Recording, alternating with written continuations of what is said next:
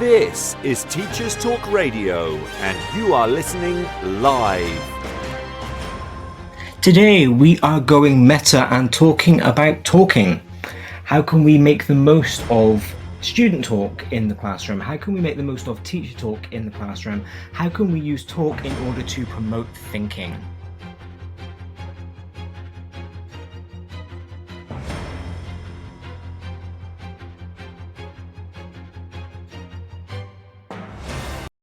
This is Teachers Talk Radio, and you are listening live. Tune in live at ttradio.org, or to join in the conversation, download the Podbean app and search Teachers Talk Radio. Follow the hashtag TTRadio. Tune in, talk it out with Teachers Talk Radio.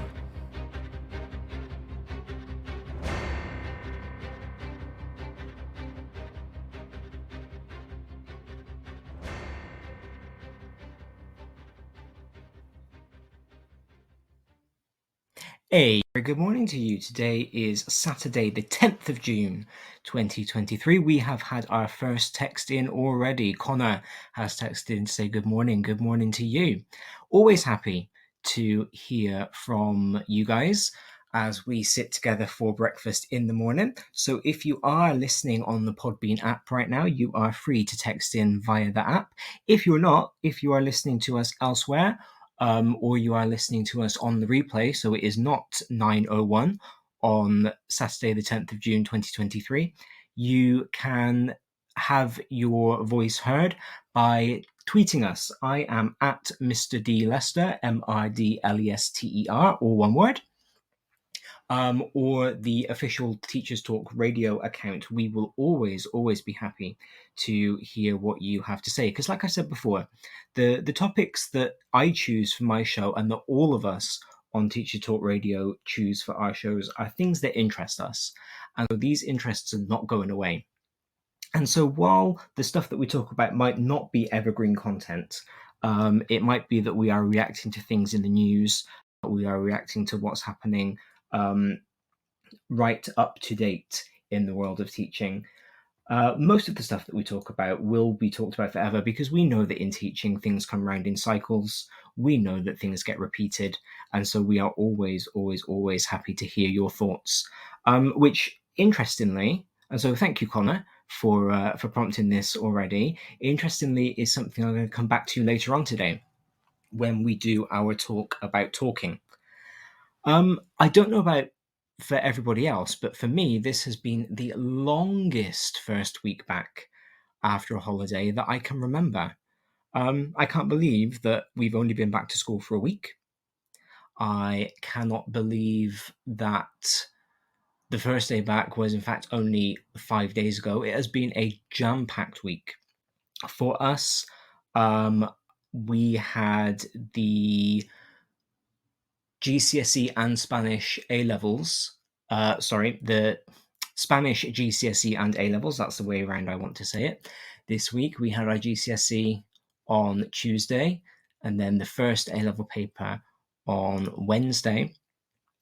And so that is a very exciting for our students to have done that. We have had on Tuesday here on Teachers Talk Radio, I hosted a show with Katie Lewis and Mike John from Pearson, along with Corrine Harrington, a languages consultant and teacher who was involved in the change of the Pearson GCSEs, and also with Alicia Blanvillon and Adam Lamb, who are both heads of languages. And we had a really interesting Twitter Spaces discussion about the relevance of language learning, why students are and are not choosing languages, and how the changes to the GCSE are looking to promote language learning. So if you haven't listened to that, please do go back and have a listen. It's a fantastic hour. We do start off with some technical hitches because, as we all know, a brand new show, brand new platform. I've never hosted a Twitter space before. It never goes off without some kind of technical issue. but we resolved it. And we then had a really interesting discussion about language teaching and learning. So if you are a linguist, if you are somebody who is interested in the teaching of learning of languages, please do go back and have a listen to that. And be aware that we do have another space that I am hosting, sponsored by Pearson EdXL, coming up in a couple of weeks' time, which I am really looking forward to. I think for me, the weather has also added to how long this week has felt. I spoke at length during my first few shows in the summer about how the changing weather can affect my personal seasonal depression. And so for me, the blazing sunshine this week, I think, probably hasn't. But as Connor has pointed out, we are here in England expecting thunderstorms today, or forecast thunderstorms today. It's always hard to know whether the weather forecast is telling us we're going to have something means that we should expect it. But that is what we are being told. So hopefully a break in the weather might make it seem a little bit less arduous. Good morning, Tom. Tom is our chief here at Teacher Talk Radio. He has just texted in. Oh, Tim is texting in. Tim is one of our long-term friends of Saturday Morning Breakfast. I love it. Everybody is texting in. Everybody is getting involved today. This is what we like here on Teachers Talk Radio. We like to hear your views. We like to hear what you have to say. Kent is ridiculously bright and sunny. Tim is saying, so I'm in Gloucester. We have, I understand that a running live weather report is not what everyone is tuned in for this morning. I know that you are here to talk about talk, but we are British. Well, I am British. And I know that a lot of my listeners are too. And talking about the weather is one of the things that we do. So this is, if you are not from the UK, this is probably quite a good cultural point of knowledge for you. We do like to talk about the weather. If you are talking to a British person for the first time and you're not sure what kind of small talk to make, talk about the weather, because we can do that all day. It is here in Gloucester cloudy at the moment, which is nice. It is clouding over, but we will see. We will see what the rest of the day has to bring. So between exams, between the weather, between the fact that I've celebrated a birthday since our last show, this really has seemed like a very long week. And it has me counting my blessings, to be completely honest, because my this half term is only 5 weeks long. And having now done a week, I'm 20% through. I've only got 4 weeks left to go. I know that a lot of my friends, a lot of my colleagues at other schools are going for 6-7 weeks this half term. So I know that I really can't complain. I really can't complain. But it is always good to know that the summer is on the horizon. And I would be interested, I've never had an inverted commas normal job. I've always either taught or acted or written for a living. So I've never had a job where it has been like 9 to 5 all year long and you choose when your holidays are. So I would be interested, for any of you listening who have, what is it like to have to book your holidays, to not know that every 6 or 7 weeks you're going to get a week away from the workplace and that you actually have to schedule that in? Because I know so many of us as teachers, whether we want to admit it or not, we will count down to the holidays. We will use the holidays as a benchmark of how to get through the year. And that's not even as unprofessional as it sounds, I promise, because quite often what you will do when you're planning your lessons is look at it and go, okay, I've got 7 weeks between holiday and holiday. What do I do? How do I fit in everything that I need to? And so I'm not sure what it would be like to live a life where you don't always have something on the horizon to count down to. So if you have experienced that, let me know. Because I would be interested. I'm sure it's not a case of the grass is greener on the other side. but it would be interesting to see what thoughts everybody has. It's time for a fresh start to language learning. Pearson EdXL's new student-centred French, German and Spanish 2024 GCSEs cater to the needs of all learners, regardless of their background, ability or reason for studying. Rooted in learned language knowledge, their assessments are transparent and accessible, allowing all students to showcase their language skills. Through inclusive and relatable content, the new Pearson EdXL MFL GCSEs build a shared cultural capital that helps students develop an understanding of and appreciation for the wider world. Find out more at go.pearson.com/MFL GCSE 24. This programme has been brought to you by the Happy Confident Company. Our clinically approved, ready-to-go wellbeing and mental health programme will help your pupils thrive. In only 10 minutes a day, you'll be able to deliver social and emotional learning and wellbeing tools throughout your school. To find out more, visit us at www.happyconfident.com.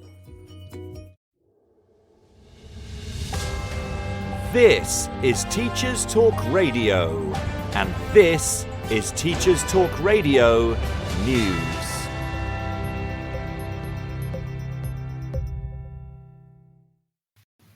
The BBC reports that 1 in 3 primary schools has no male teachers.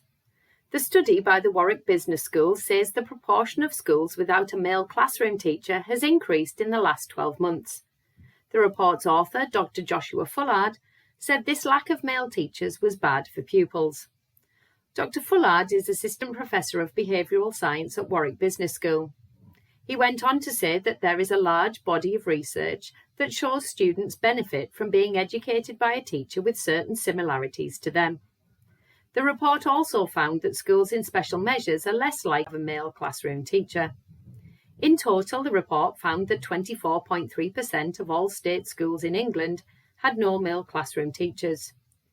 The report called for teachers' pay to be raised by more than 10% and for a merit-based reduction in tuition fees for university-led teacher training to be introduced. Julie McCulloch, Director of Policy for Askell Union, said more needed done to attract men and women alike, and a spokesperson for the DFE said the department wanted the profession to be inclusive. North East Child Poverty Commission website reports that new figures published by the DFE confirm that more than 3 in 10 pupils across the North East are now registered for free school meals. This is an increase from January 2022. It remains the highest proportion of any part of England. The figure of 30.4% is compared with 18.8% of pupils in the South East and 19.4% in the East of England. The England-wide rate is 23.8%.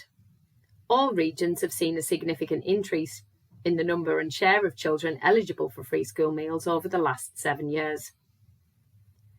The Guardian reports children's enjoyment of writing has fallen to crisis point, following research completed by the National Literacy Trust. The charity says an alarmingly low level of children and young people enjoy writing. The research was conducted across the UK. 34.6% of young people aged 8 to 18 said that they enjoy writing in their free time. Although 3 in 4 children starting school said that they enjoyed writing, this dropped to 1 in 4 by the age of 16.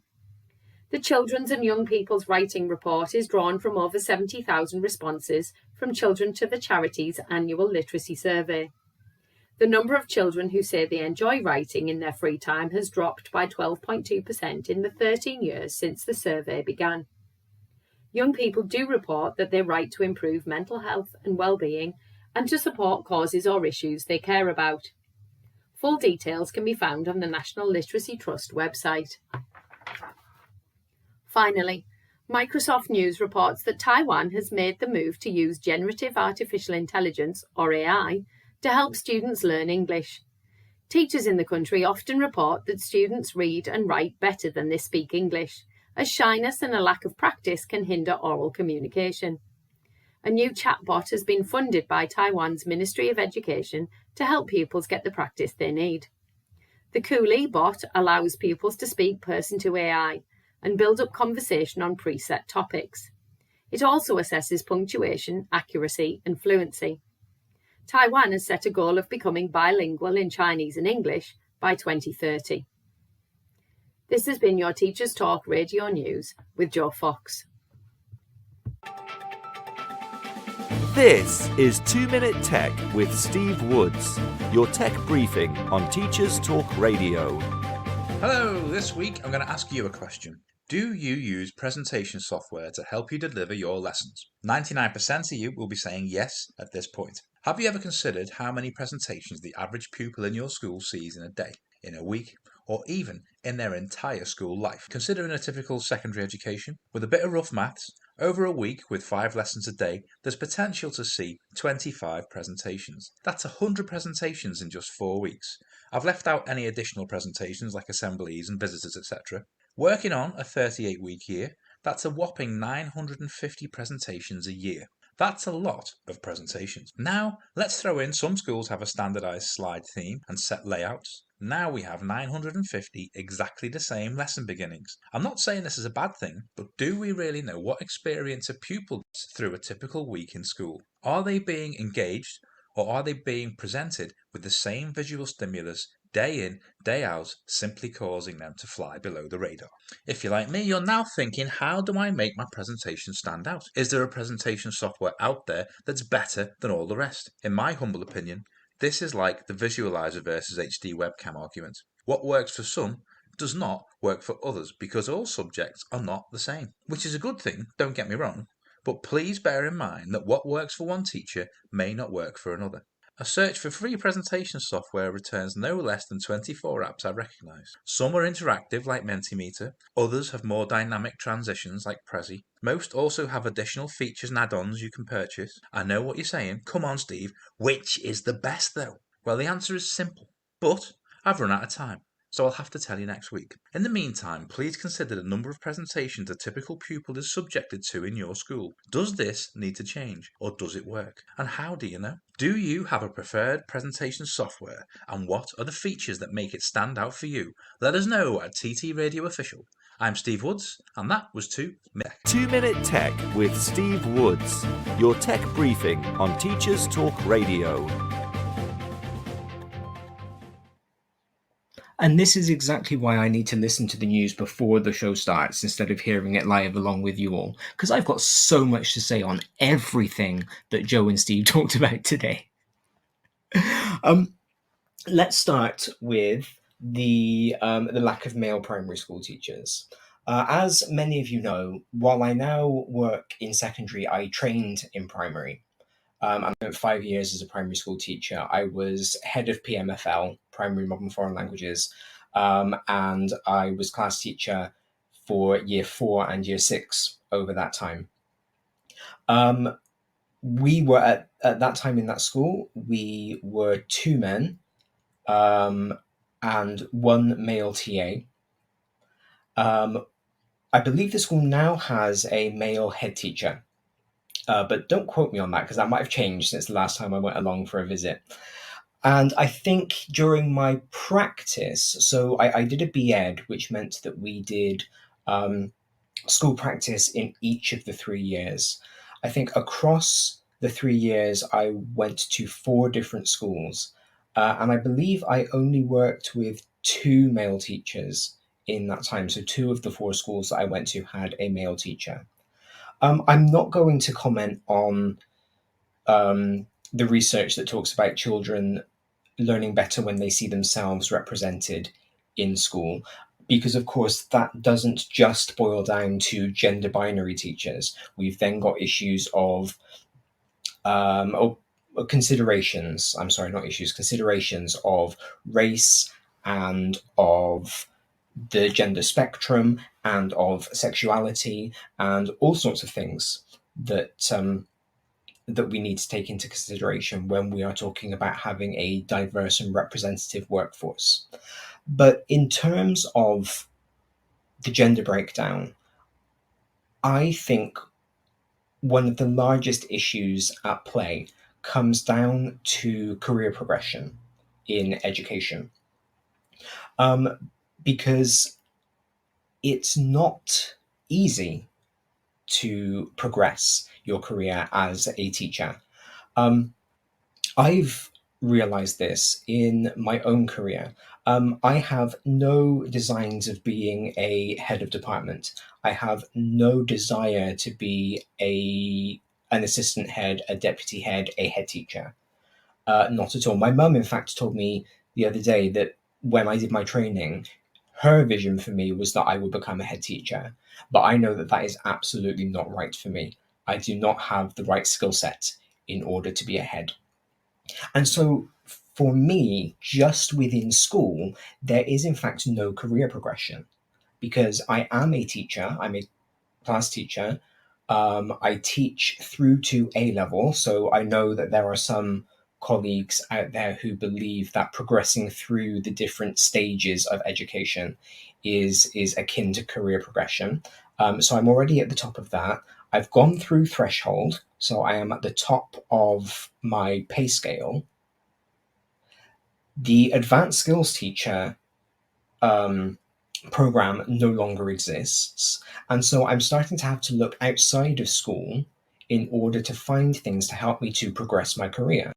So I'm having to look at things like the Chartered College of Teaching and the Chartered Institute of Linguists in order to get myself some other qualifications to help me stretch myself. I'm looking at doing talks and presentations. One of the reasons that I have the show is because I went and I did a talk at the TM MFL Icons event this time last year in order to kind of progress my career. And that was where I met Tom for the first time. And we got talking and he invited me to pitch, to host. And so because there isn't a linear progression for those of us that don't necessarily want the extra responsibility and don't necessarily want to leave the classroom behind, teaching is not necessarily an attractive prospect for lots of people who do want progression, who do want to go as far as they can in their job, but don't want the kinds of responsibilities and the kind of scrutiny that heads have to put up with. On the inverse of that, of course, in primary, the logical progression again is classroom teacher, deputy head, head teacher. And lots of male primary teachers will have that progression, will climb that there. There is a lot of talk about how the number of male primary heads is disproportionate compared to the number of male primary teachers. And this logically, I haven't looked in depth at the research, but it seems logical to me that this is because the male primary teachers who want that career progression will move out of the classroom and into headship, and they're then not necessarily being replaced by other male primary teachers. And so for as long as headship and coming out of the classroom is the only way that we as teachers can progress in our careers, that problem is going to keep happening.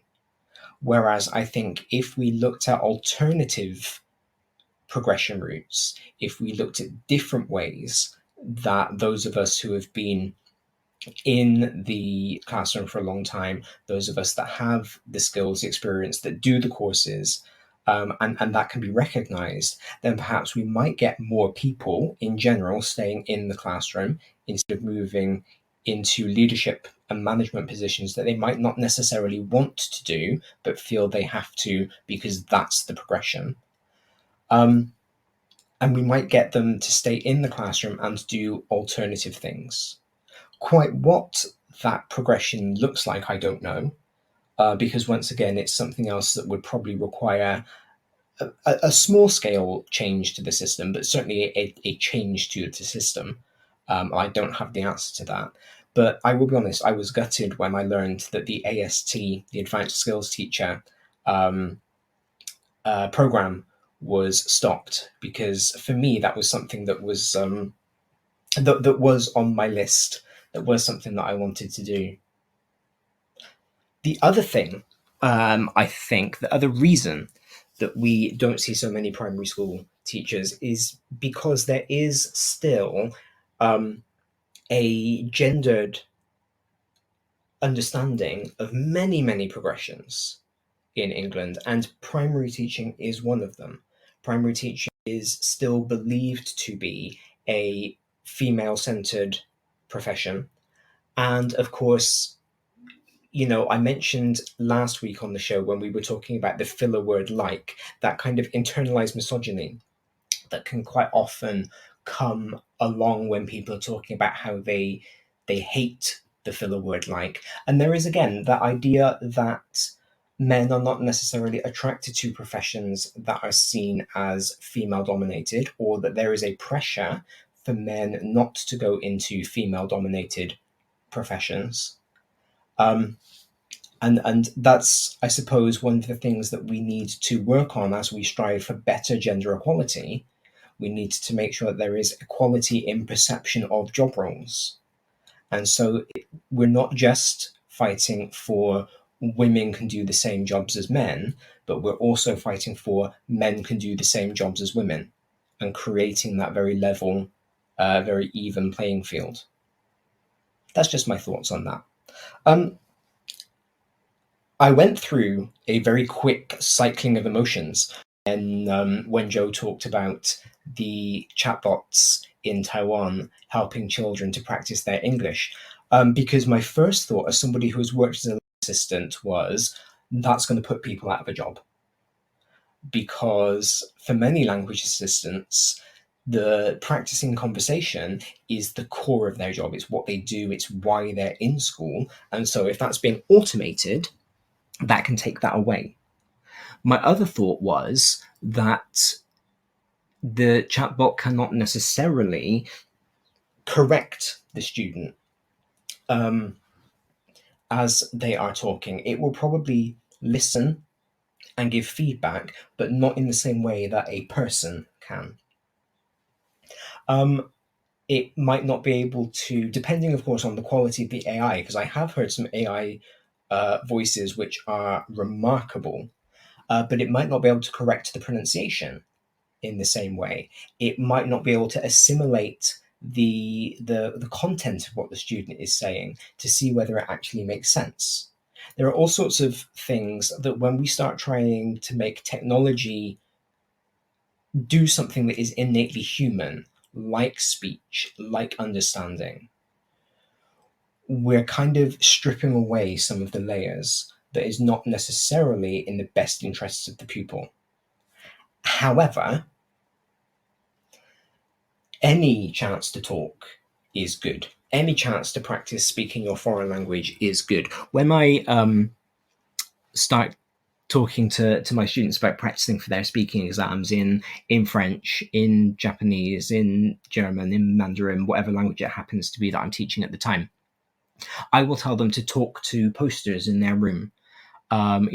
Reel off their monologues, reel off the practice questions that they've written, and just talk to the poster, because that's less embarrassing sometimes than talking to a person. And of course, there's no difference between talking to a poster and talking to an AI. And in fact, if what Joe said was true, and I've got no reason to doubt it, the AI is going to be trained to offer some kind of feedback, then that's better than talking to a poster, because it means that the child is getting something out of it. And who am I to stand in the way of a child ameliorating their English, improving their English by practicing with a chatbot, just because I have concerns about it replacing people and the quality of feedback that it can give. So that was quite a whirlwind in that 30 seconds of learning about AI. I think AI is huge in teaching. It's going to get bigger. This is not something that I am qualified to speak about at all. But I would be interested to listen to some people who are, because I think we can either, like many things in teaching, we can either fight it and we will lose that battle, I think, or we can embrace it and figure out how to make it work for us. The comparison, I suppose, that I have is Google Translate. So in MFL teaching, in languages teaching, we always get the argument, well, why do I need to learn a language when I can just use Google Translate? And my answer is always because Google Translate does not speak the language that you are wanting to use, because it makes mistakes, because it's not actually creating language, it's transposing words, because it's just pulling things from the internet like chatbots do. There are all sorts of reasons. But students were going to use Google Translate anyway. And so it got to the point where I had to kind of stop trying to fight it and teach my students how to use translation software responsibly. And I've realized since then, not only has my job been a lot easier because I'm not fighting a losing battle, but actually the quality of my students' work is getting better because they now know how to use Google Translate. They now know what to use Google Translate for and where they shouldn't use it. And what I'm in fact finding is that they are preferring to go back to fashion dictionaries because they then have some ownership over what they are producing because they're finding this vocabulary, they are looking up these words themselves. So I think the same thing is going to apply with AI. We can either fight the introduction of AI in the classroom, and I don't think we will win that because we are seeing it being used all the time. I believe Photoshop has already added an AI button to it, and so AI is not going anywhere. Or we figure out how to use it, we figure out the best ways that it can be applied in our subject, and we then teach our students how to use it properly. Because after all, it could be a teaching tool. It could be a teaching tool just as good as a textbook, just as good as a YouTube video. We just have to put the work in to find the most effective way to make use of it. It's time for a fresh start to language learning. Pearson EdXL's new student-centered French, German and Spanish 2024 GCSEs cater to the needs of all learners, regardless of their background, ability or reason for studying. Rooted in learned language knowledge, their assessments are transparent and accessible, allowing all students to showcase their language skills. Through inclusive and relatable content, the new Pearson EdXL MFL GCSEs build a shared cultural capital that helps students develop an understanding of and appreciation for the wider world. Find out more at go.pearson.com/MFL GCSE 24. This programme has been brought to you by the Happy Confident Company.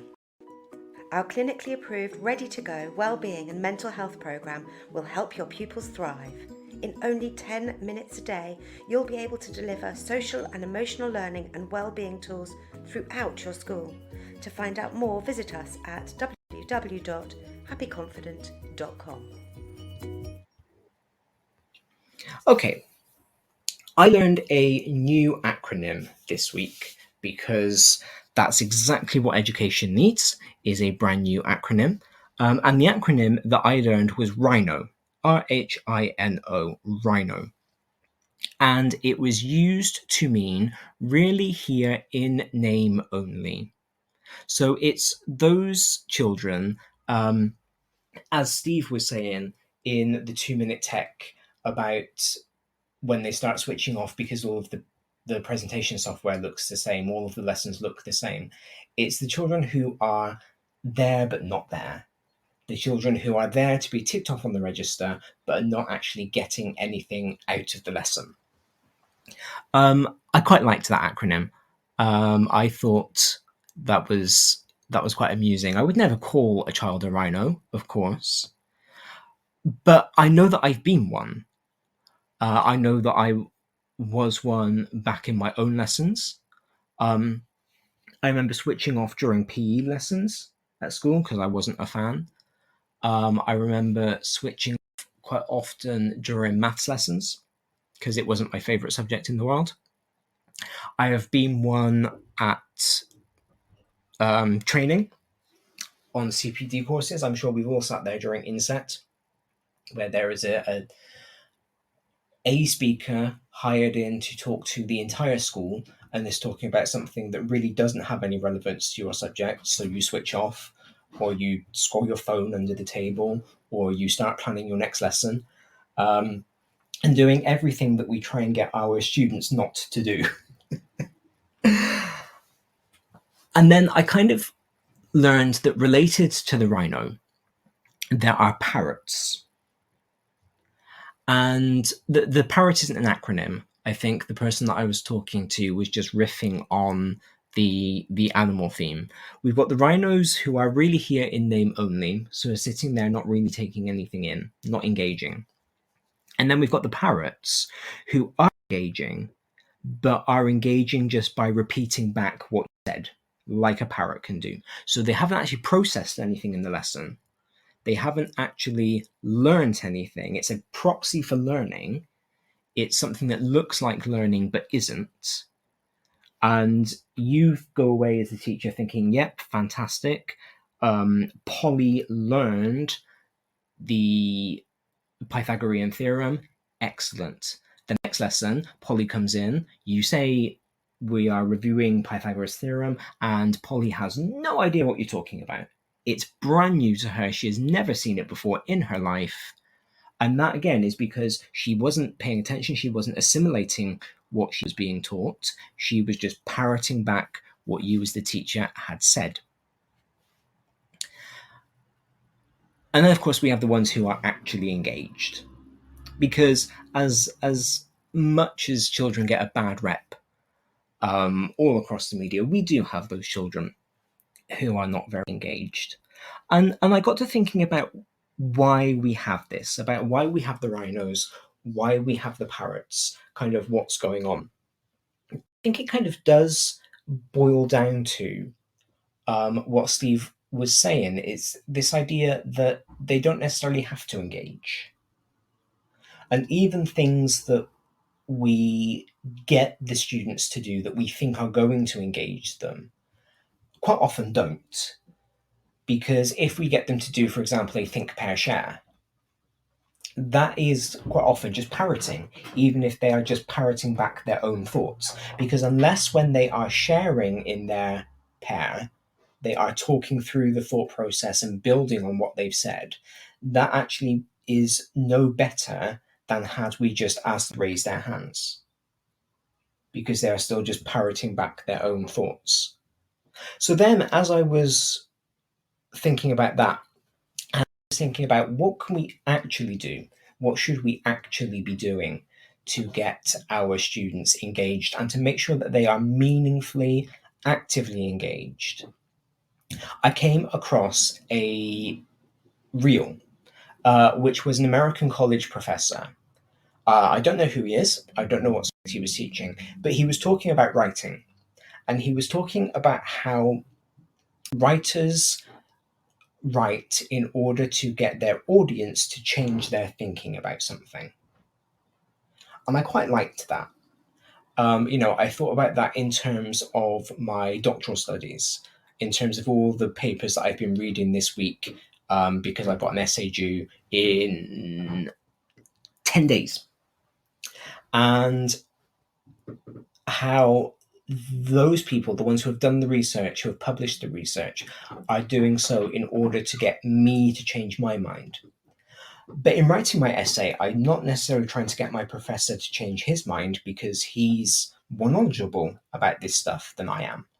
And I'm kind of writing to just show off my knowledge, to show off what I have learned, to show off what I can do. And in writing, it's quite often what we expect from our children. Particularly because we are so obsessed with things like book scrutinies. We are obsessed with making sure that parents can physically see things that their children have done to prove that there has been learning going on, and so get children to write things down. But again, just writing things down quite often can be no different to parroting them. And we're not necessarily trying to get our children to change our minds. Maybe if you teach English and you're teaching persuasive writing, that might be the goal. But one of the things that we can be doing, and this idea came from Karen Jones, who is one of my professors at Reading University. She said that one of the reasons for writing is because we can think through writing. Because getting your ideas down on paper will help you to see them more clearly, will help you to make links, and will help you to better assimilate that information. And again, we don't always get our children to do that, but maybe we should.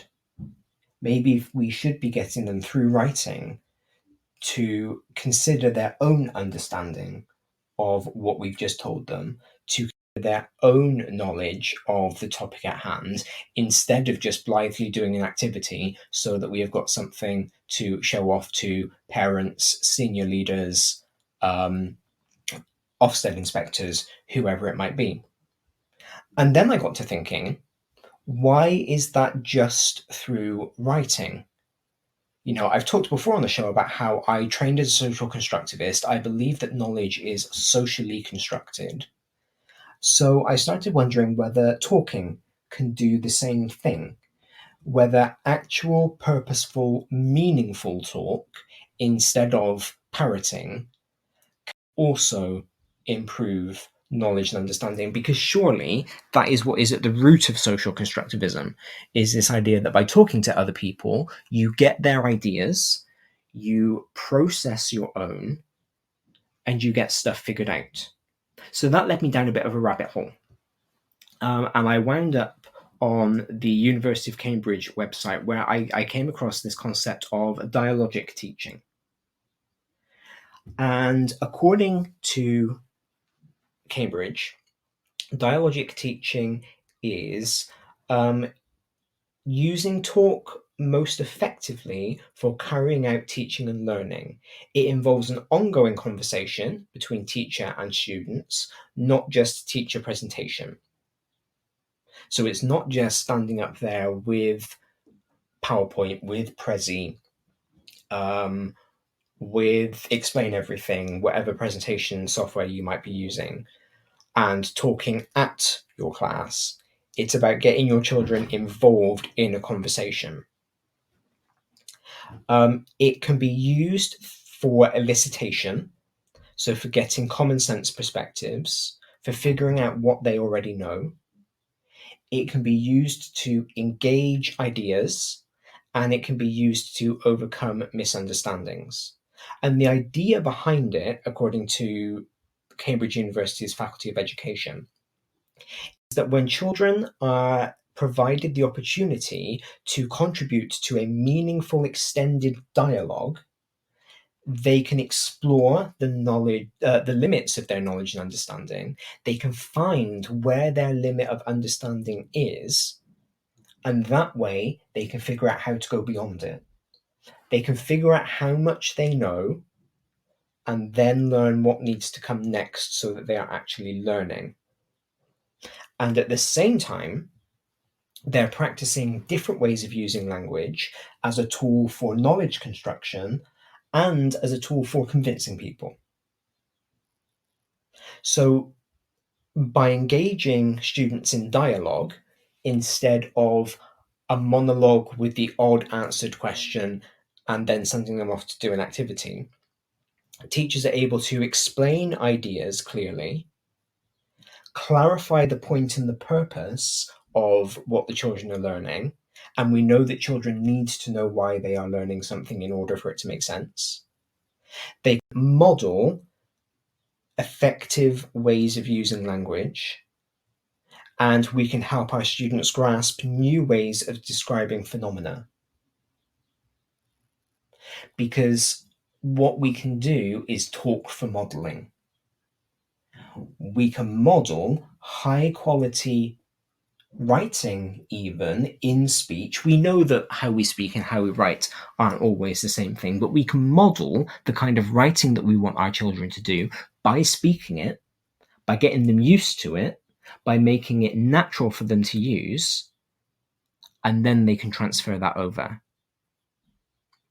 So I was quite interested in this, in this idea, because this isn't a pedagogy. This isn't a brand new way of teaching. This is just the idea that all talk in the classroom can be meaningful. And honestly, this is the first time that I've ever kind of encountered the idea that me talking in the classroom can be helpful. It will come as no surprise to you, because you know that I can talk. A lot of the critique that I had in my practice and in my NQT years was that my teacher talk was too much. I spent too much of my lesson talking. All the books on pedagogy talk about how we need to reduce teacher talk time because this children should be doing stuff. That has always seemed a bit antithetical to me. It hasn't really ever made sense to me because as the teacher, I am the one that knows the stuff. I'm the one with the knowledge. And so it's partly by talking that I get the children to understand the new subject. So if I'm not talking, how are they learning? But what I've realized is when the books, when the courses say reduce teacher talk, they don't mean, or they shouldn't mean, that the teacher doesn't talk as much. What they mean, or what they should mean, is that the teacher should be engaging the students in dialogue. The teacher should be engaging the students in conversation. And the teacher should be part of that knowledge creation process. We shouldn't be the ones transmitting the knowledge. Like I've said before, our children are not empty jars waiting to be filled with brilliance, but we help them to construct their knowledge through talk, through dialogue. So this then led me to a paper written by Neil Mercer of the Faculty of Education at Cambridge called Talk, Thinking and English Teaching. And I will tweet a link out afterwards for anybody who is interested.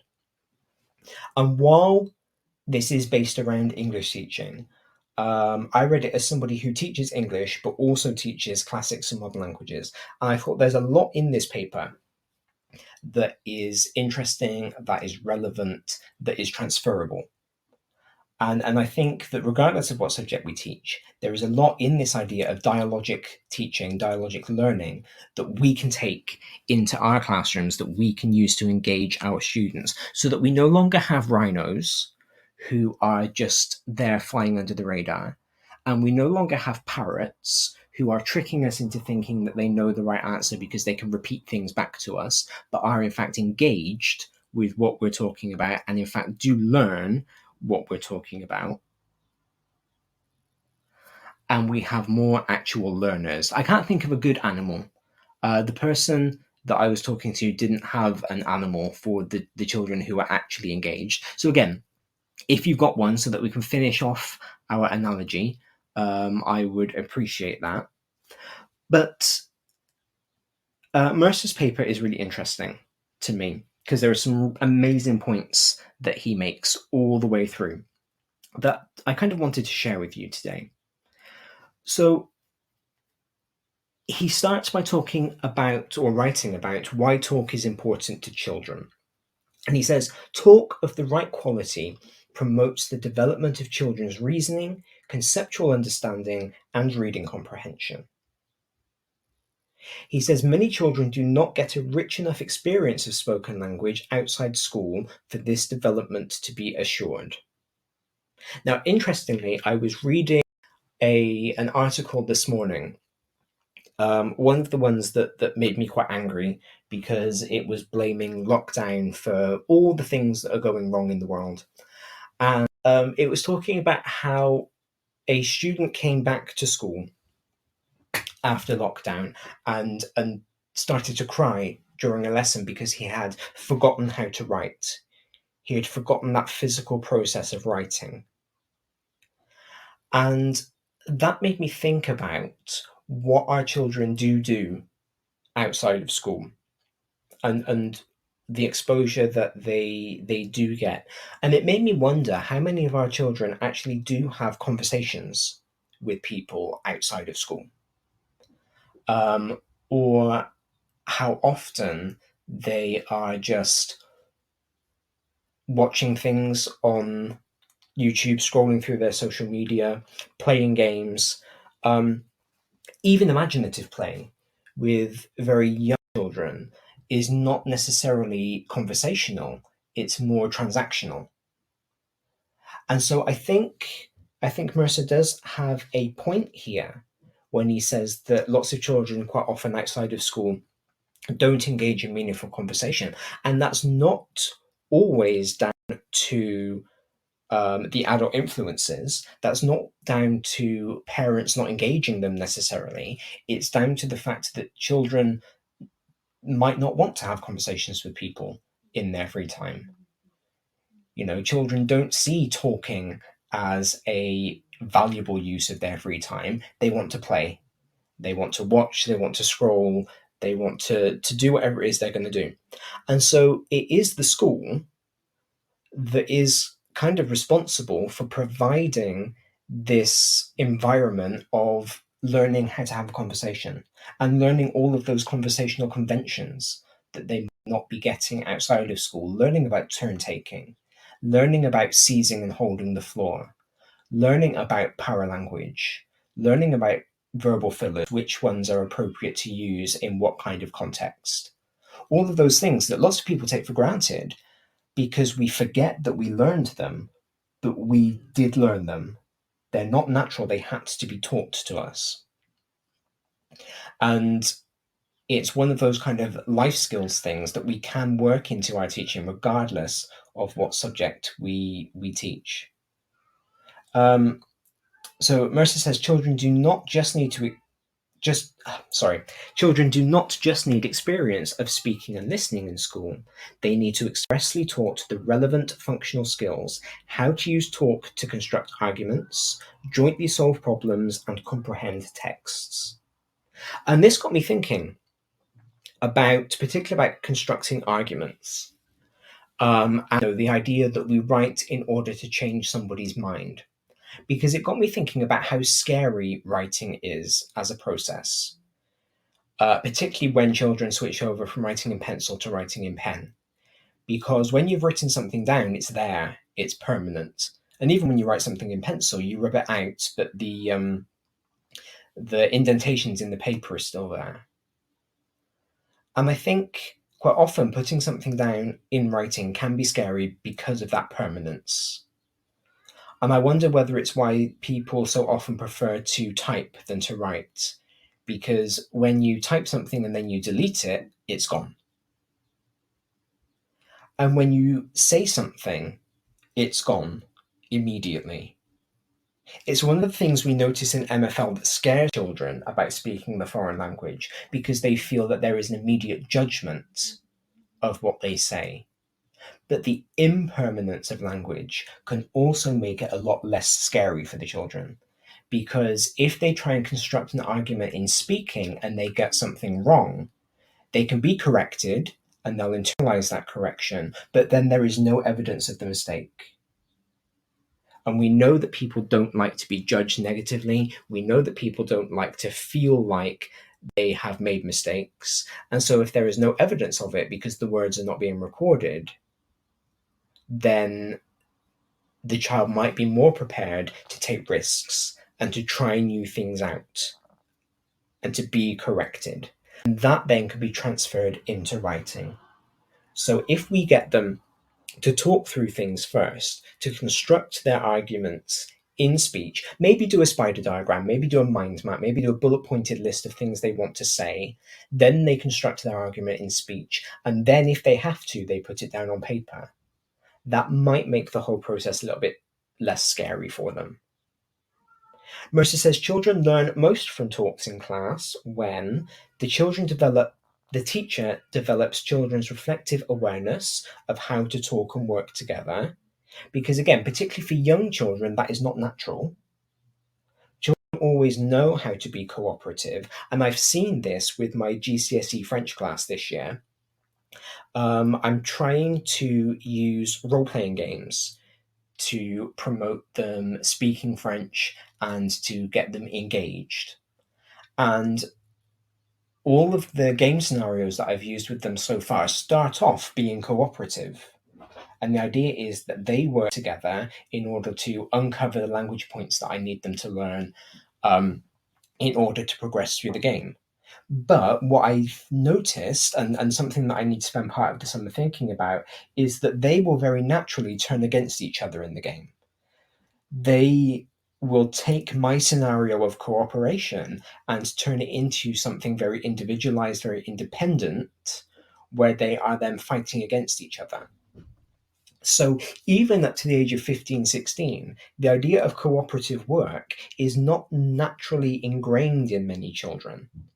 And so this is something that needs to be modeled, that needs to be encouraged through the encouragement of speech, through the encouragement of talk, so that they can learn how to do it.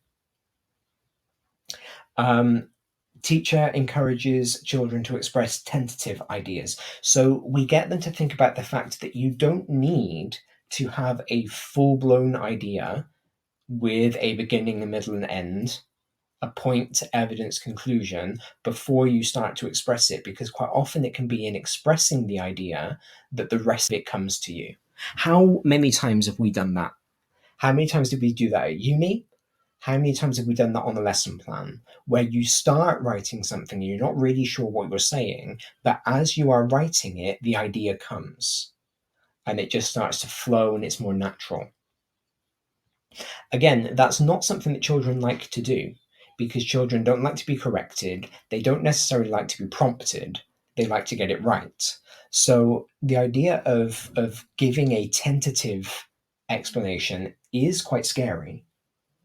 Whereas, again, if we can model this in talk, where it's not permanent and it goes away as soon as they've said it, and maybe instead of the teacher jumping in and saying, okay, well, what next? Why have you said that?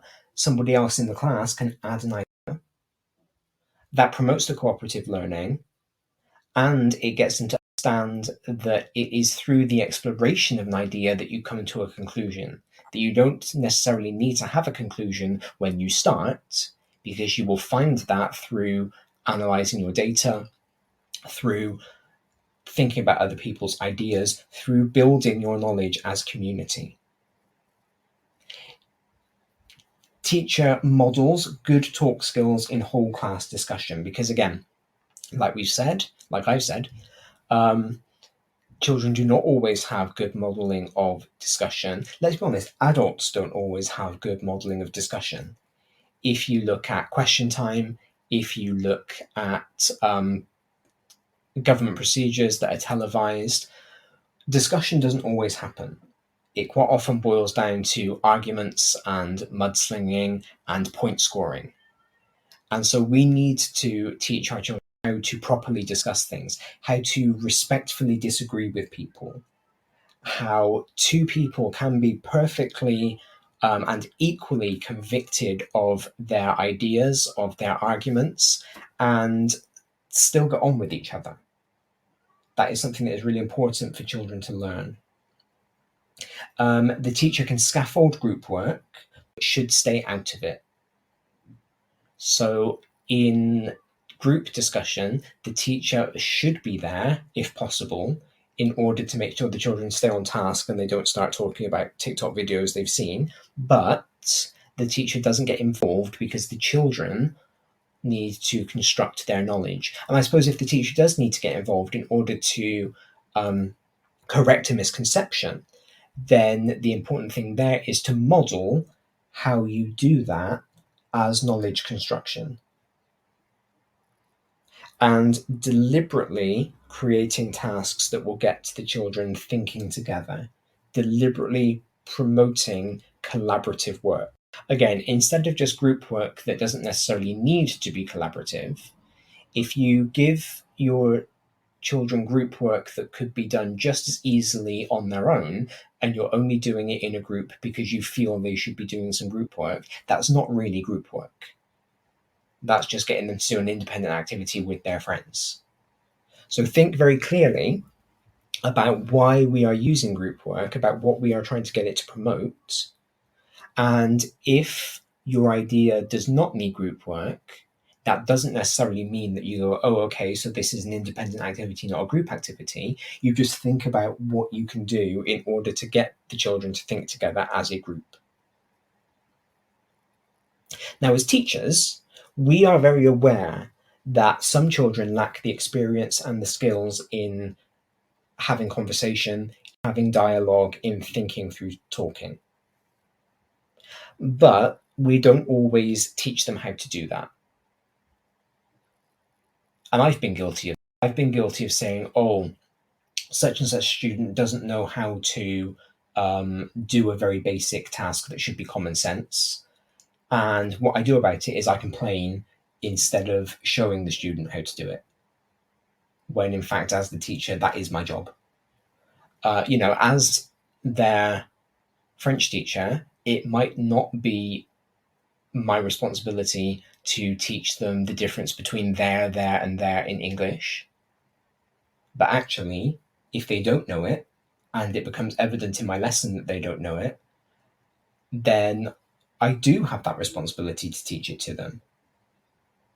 Not just because it will ultimately impact on what they do in my lesson, because I've had that before, where students have Google translated some homework, they've typed the wrong there into Google Translate, and so when it came back to me in French, it didn't make any sense.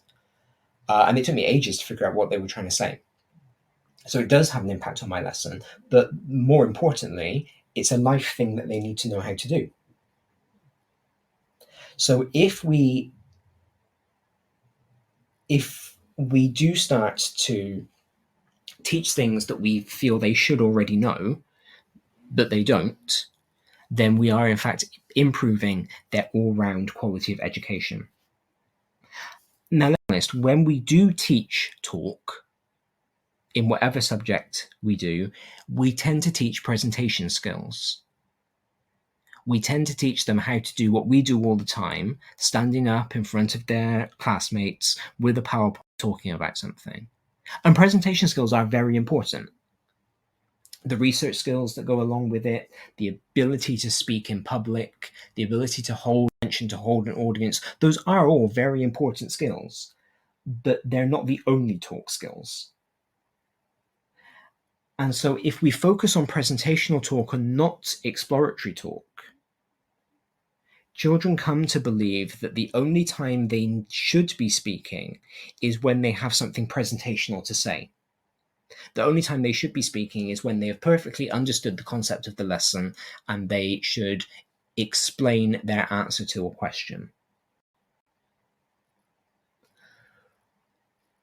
What they don't do is start to go, okay, well, I think I understand Pythagoras' theorem. I think I get that a squared plus b squared is the same as c squared. I think I understand that that's because of the size of these squares along the lines of this triangle, but I don't understand why this square is bigger than this one. And exploratory talk doesn't need to be fluent. It probably shouldn't be fluent. In the same way that I'm doing exploratory talk right now by talking this through with you, because I read about this paper, I've read about these ideas, but this is the first time I've tried to explore them out loud. The things that I'm saying with you are not necessarily fluent because they are coming out of my mouth as I think about them, but they are helping me to understand the concept. And so what I'm doing, and I've done this very deliberately on the show today, taking you behind the scenes, we're going meta about our meta. I am modeling what exploratory talk looks like. I am modeling the idea of thinking out loud, and that's something that we should be doing with our children. And again, we've talked about this on the show before, about the construction of teacher identity and this idea that the teacher should be known, should be the one who knows, should be the one who gets the knowledge across. But actually, if we're always the one who knows, if we are never having to explore anything, then we're never modeling exploratory talk with our children. And so the only type of talk they're ever seeing is presentational talk, when we're standing up there in front of our prezi.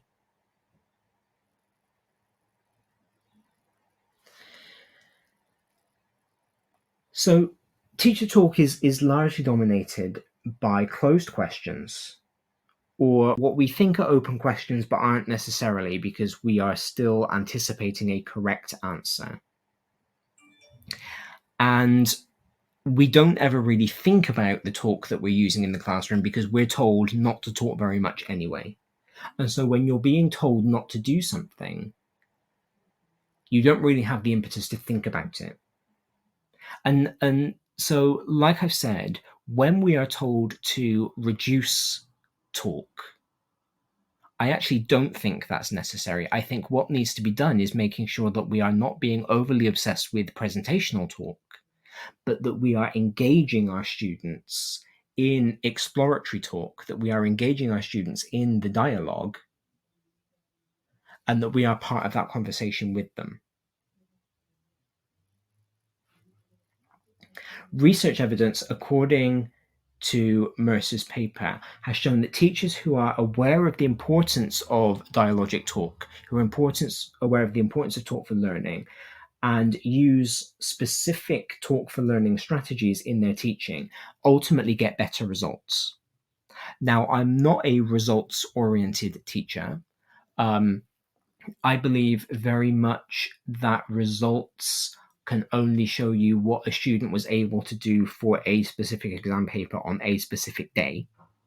However, if we kind of take that idea of results and we broaden it out a bit, and we talk about learning, and we talk about production of work, and we look at a long time portfolio of evidence for each child, as opposed to just an exam, a result, then I think that's important. And so if we've got these properly trained teachers who are effectively engaging children in dialogue for learning by using very specific strategies, then we can see that they are learning things, because we can see that improvement in their thinking, in their writing, in their talking, in their understanding of our subject. So let's kind of posit a case study. Let's think about a reading comprehension, for example, because you guys know that here on Saturday morning breakfast, we love to read. In fact, I think I owe you an update on my reading. I did one before, and people responded very positively to it. So I'll need to break the spreadsheet out to talk to you all about that again. But let's say we're doing a reading comprehension with our students. Quite often, and I did this as a primary school teacher in guided reading, they would go away, they would read the thing, they would read the text. One group would be with me, one group would be with my TA, one group would be, in inverted commas, independent, which just meant that they didn't have a teacher with them. But all three groups would follow the same pattern of read through the text and then answer the questions. And the questions were quite often closed questions because they were comprehension questions. They were testing how well the student understood the text. And that is important. I'm just going to make that very clear. I am not against the idea of traditional reading comprehension, because it is important for our students to be able to understand what they are reading. But actually, what do we do when they don't? What are our strategies for improving student reading comprehension beyond giving them more comprehension activities to do? What do we do to make sure that when they are reading, they are assimilating the messages that are being put across? The best way to do that, I have come to believe, is through asking open questions about texts and accepting a variety of answers. So instead of looking for a right answer to a closed question, you ask an open question based on the text so that you can understand, so that you can hear what a student has understood by the text. And then if they have understood what the text actually says, regardless of how they've phrased it, that's a positive thing. If they haven't understood what the text has said, then you can have a dialogue. You can have a group discussion. Why is Johnny's answer different to Timmy's? Johnny, where did you get that information from? Timmy, where did you get that information from?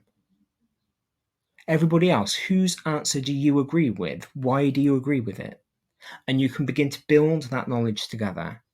And quite often, in my experience, if you do that, the child who didn't understand will realize that they didn't understand, because they will start talking through their thinking. And as they are talking, their thinking will change. We can reformulate and summarize what students have said, and we can do that in language that is more appropriate to a formal piece of writing, for example. So a student thinks out loud and is just saying stuff. As the teacher, you make notes if you need to, so you remember what they are saying. And then you say back to them, okay, so what I hear you saying is, and then you reinterpret, you reiterate their points, but in a way that would make for a compelling argument or a good piece of writing.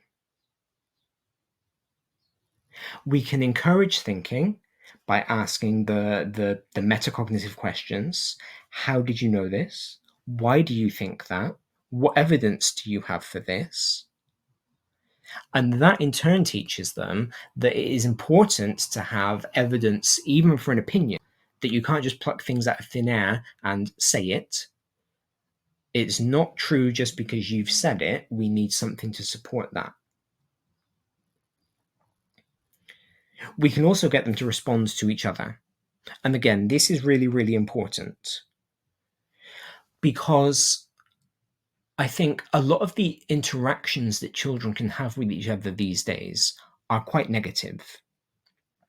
We see it in comments on social media, where you can have really very negative comments. We read a lot about how there's a lot of boisterous, quite often violent talk that happens while they are playing collaborative games online. And I think a lot of the way that children relate to each other is by teasing, is by making fun. And so what we can do is we can start to reformulate that. We can start to model how you can somebody's idea without resorting to an ad hominem attack. So how you can tell somebody that you think they're wrong, that you disagree with them, and do so in a way that doesn't belittle them as a person. And ultimately, if we do that, we are raising generations of children who actually know how to debate, who know how to have arguments, and who understand that having an argument with somebody doesn't mean that they are the worst person who has ever lived. It just means that they disagree with you. And as long as their argument is not endangering or hurting somebody, then they can be entitled to their interpretation of an opinion.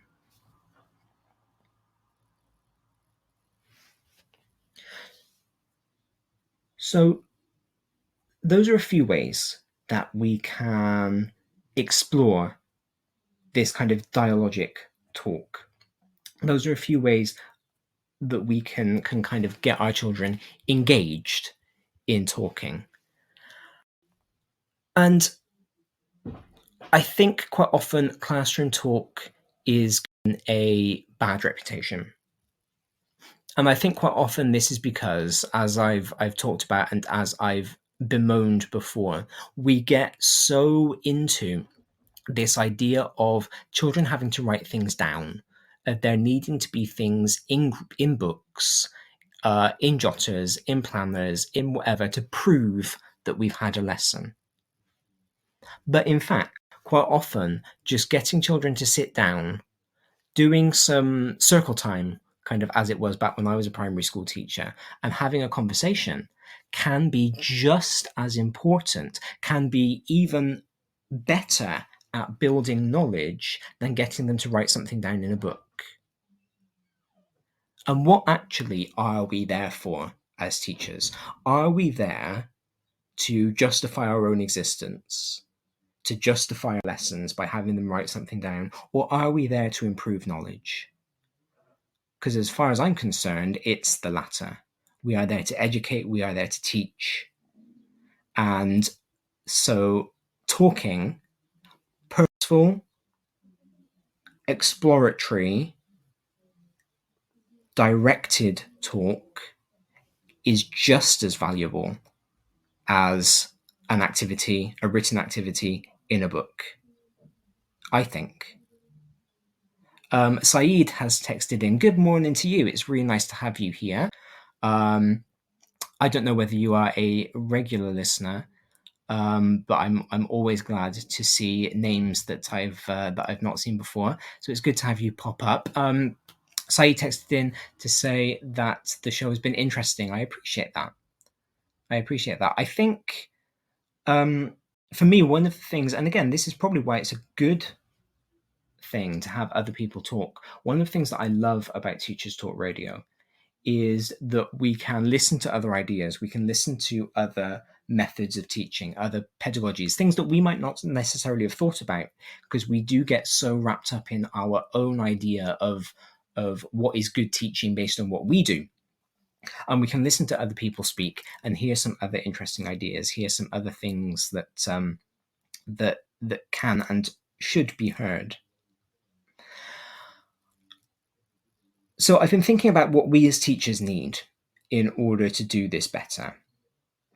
Because, of course, I've sat here and say, oh, well, teachers should be doing this, this, and this. Children should be doing this, this, and this. And I've been thinking about what we need. I think what we need to do is to understand that talk is not just the domain of English teachers and foreign language teachers, but it underpins, as Mercer says, it underpins children's achievement throughout the curriculum. We need to not just model, but get children to engage in exploratory talk as much as presentational talk. There needs to be an explicit emphasis on our modeling of exploratory talk. And there needs to be direct teaching of talking for thinking. And this always becomes a sticking point, doesn't it? When people start saying, oh, we need very explicit teaching of X, Y, and Z, because we will all start saying, well, when is that going to happen? There's no time. You know, we all know these issues.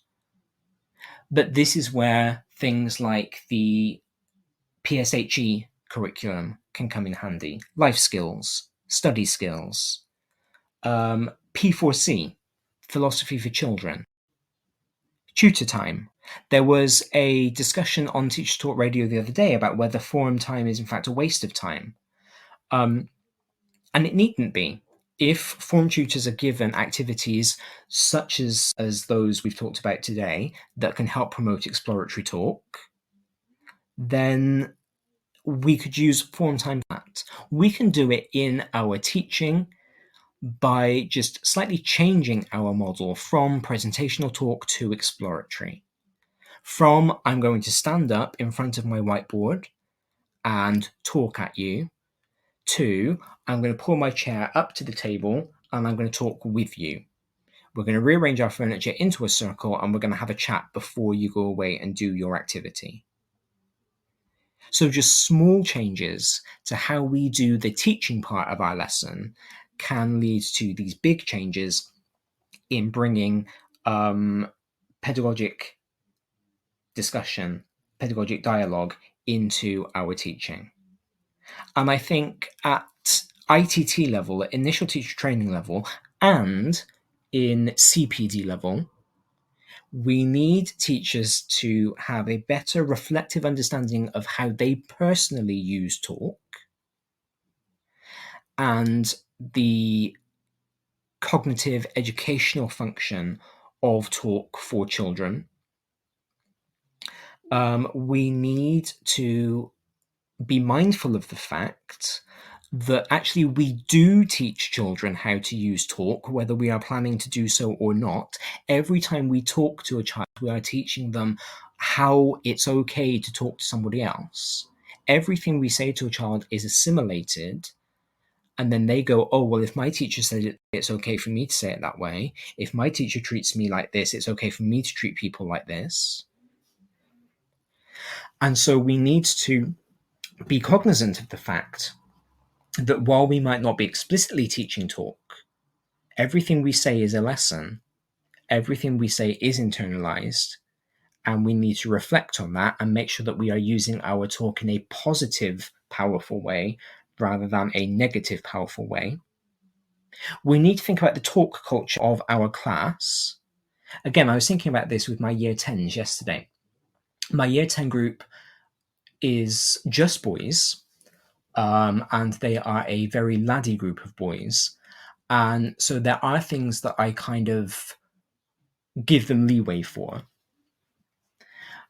But as they were chatting about something while they were working yesterday, I realized the point at which they went off topic. And I had to make the decision between I let them carry on with their discussion, with their banter, because I don't want to spoil the class dynamics, and well, what they're talking about is not relevant to my lesson. Are they just wasting time? So I did a lap of the room. I circulated, and I saw that as they were chatting to each other, they were working. They were doing the activity that I'd asked them to do. Now, a lot of people will say, yeah, but because they were talking, they still weren't learning. They still weren't taking in that information. But as I reflect on the activity that I got them to do, I wonder whether they would have taken that information in any better in silence, or whether in fact what I was doing was just getting them to fill in a worksheet because I realized that I didn't have anything in their books for a few days, and I had felt that pressure that I've complained about this whole show to have something written down. So I think talk culture is really important, not just in terms of what is said and the tone with which it is said, but also in terms of how it is used and what it is used for. We need to get a balance, though, between authoritative and dialogic talk. We're not part of the class as teachers. We are still the teacher. We are still in authority. We do still have to make sure that they follow our rules, that they respect our authority in the classroom. And so there is a balance to be struck there that I think is going to be difficult to get right when this is implemented. But I think perhaps engaging the children in dialogue might help with that behavior management. It might help to keep them on track. We need to design activities that are suitable for group-based talk. So we will need to go back over our planning. If this is new to us, we need to go back over, find our learning objectives that are suitable for group-based talk, and then design an activity that promotes talk. And remember, an activity that is done on a worksheet and can be done just as well independently as in a group is not actually a group activity. So think about why you're putting them in the group, and if it's not because they need to be in that group to do that activity, find a different activity. And we need to use informal methods to assess and monitor the children's talk. We should be assessing, we should be monitoring, because we need to be figuring out whether our approach to teaching children how to talk for learning is working and is right. And if not, we need to make that change. But what we don't want to do is start having talk tests, because that then will put them off. That then will make them not want to talk, and we will go back to having rhinos and parrots. In 2007, Mercer and Littlejohn wrote, "There is no research evidence to persuade us that all children in the crucial years of their development naturally encounter all the language genres that they might need for taking responsible control over their own lives. But there is evidence to the contrary. Good teaching can make a world of difference to children's futures." We believe we know what the children are going to need to succeed as adults, and we need to make sure that we are teaching it to them. And correct talk, correct register, and learning how to learn, learning how to use talk to improve your own learning, not just by taking in other people's ideas, but also by reaching the limit of your own and figuring out through exploratory talk how to push beyond those limits. Those are important life skills. And I think if we are results-oriented teachers, as I'm sure some of my listeners are, the results that we get from encouraging this collaboration will be worth the time that we put into doing it. Because if it's not, then that means that the social constructivist view of education is wrong, that in fact we don't learn from other people, and we kind of need to rethink the whole point of school anyway. Because one of the things that people kept saying about the school building during lockdown was that it was important for people to learn together. And how are we getting them to learn together if a lot of what we do is just independent work that we pretend is group work, that we slap a group work label on? So yeah, there we go. Those are my thoughts. As you probably heard, my cat was quite desperate to have her thoughts heard too. So she also understands the importance of talk. But all animals, all animals talk, all animals make noise. We all want to be heard. We all want to be accepted. We all want to be understood. And I think it's really good for us to offer our children that opportunity. Thank you very much for tuning in today. I do appreciate it. I hope you found it as interesting as I have. Like I've said, I will tweet out some of the resources that I've used in putting this show together for anybody who wants to think about talking a bit more or talk about talking a bit more. Please do stay tuned. As always, we have some amazing things coming up today and over the rest of the week. I believe we've got Graham on at 5 p.m. Here on Podbean. We've got the Week in Review with Tom tomorrow as a live video stream. We've got Nazia on at 1 o'clock tomorrow. Nazia and Krupa, together on at 1 o'clock tomorrow. We've got Maud at 5 o'clock tomorrow. And then, of course, we have, as always, our wonderful, wonderful set of shows before I see you again next Saturday. I am very much looking forward to it. I hope you all have a wonderful weekend and a fantastic week. And I will speak to you all soon. Thank you and goodbye. You've been listening to Teachers Talk Radio. Tune in live and listen back at ttradio.org. We look forward to hearing from you next time on Teachers Talk Radio.